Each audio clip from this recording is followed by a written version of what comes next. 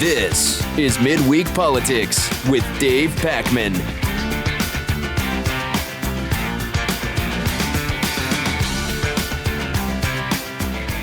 Welcome back to Midweek Politics. Joining us is Congressman Dennis Kucinich, of course, a Democrat from Ohio, who we all know. Congressman, thank you for doing this. Oh, and it doesn't sound like that's him, does it? Hello? Congressman? Hello? Congressman Kucinich? Yes. Oh, wow. Okay. We've got you. Thank you for calling in today. I think we got our lines crossed momentarily there. All right. Let's go for it. Hey, so how do you always end up right up front during that State of the Union address? I always see you talking to the president as he's leaving. You have to be first in or something like that? That's my role in the government. To say hello on the way out. You know, I didn't see you ever kiss the president, which after Joe Lieberman did, it was all downhill in the Senate for him, at least from the Democrats' point of view, was it not? Well, you know what? Sometimes a kiss is appropriate. I don't know about State of the Union. It all depends. I want to talk. If the president created a jobs program that put 10 million people back to work, I would kiss him. You were kind of not at the forefront, but you definitely made some waves when you weren't going to vote in favor of the health care bill and then decided to. Looking back now, what do you think of what's actually in the bill? Congressman? What we did is we created an opening. And that opening, while it provided for reform within the context of a for-profit system, it still showed that we can do healthcare reform. And it is just the first step.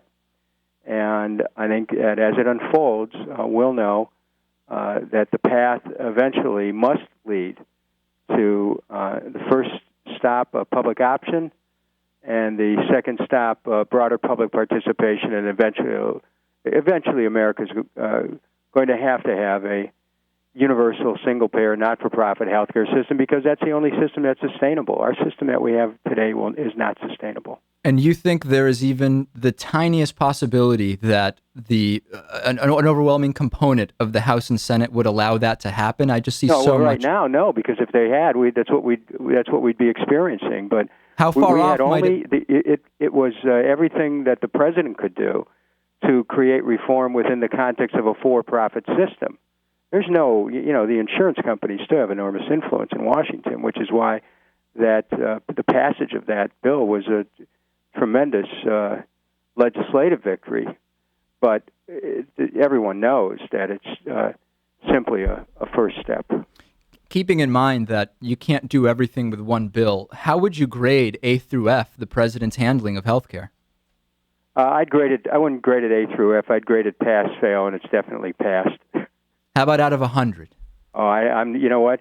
I look for quality, not quantity. The aftermath for you, since you decided to vote in favor, what have people been saying to you about? Look, this has always been a very sharply divided nation on the issue of health care. Yeah. And since the bill's passed, I think it's somewhat less so. But to be sure, there are people who appreciate it and have told me as to why, particularly if they have children who have a pre-existing condition, it's important for their family. And there's others who are doubters and really do not favor the bill, even though it passed. So, there's a variety of opinions. But I think when you explain to people that how difficult it was to get reform even within the context of a for-profit system, how important it is that for the first time people will not be denied insurance, how people will be able to get insurance and have some kind of help and subsidy, how children will be able to have pre-existing conditions covered, how children will be able to, or young people will be able to stay on their parents' policies through age 26. And those are good steps. Does it solve all the problems? No. Right. But does it move us in a direction that is much better than where we were before we started? Yes. How is it that Republicans are doing their best to stand in the way of a lot of important legislation being passed, supporting people like Sarah Palin, advocating for all sorts of bizarre policies, yet they're still going to kick butt in the November election? What's going on?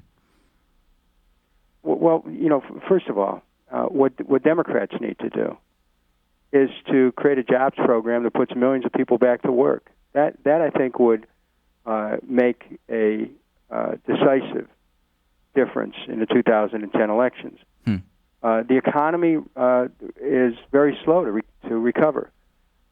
The fact of the matter is that the millions of jobs that have been lost are not going to be brought back by Wall Street.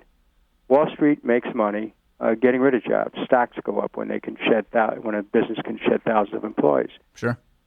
The government, in a period of high unemployment, inevitably is forced to be the employer of last resort and has to invest in not only the human capital of the country, but also has to invest in infrastructure.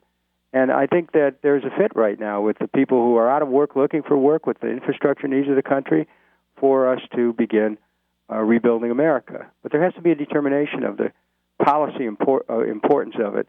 And that's something that the White House has to decide on, and I hope that they'll make some decisions soon so that we can start to see the differences reflected in people being able to experience individual financial recovery.